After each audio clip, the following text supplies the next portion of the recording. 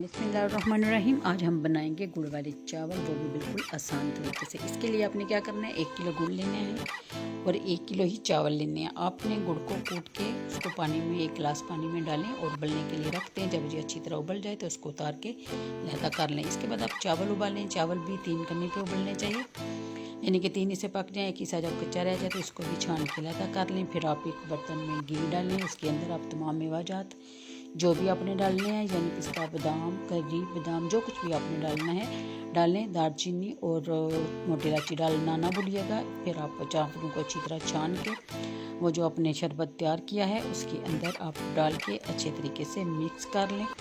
10 minute के पकाने के बाद आप देखें, जब वो दम लगाने वाली शक्ल में आ जाएं, इस तरह यानी कि आ जाएं, तो आपने उसके दम लगा देना है। और दम लगाने के 15 मिनट के बाद आप देखेंगे कि चावल बिल्कुल तैयार हैं।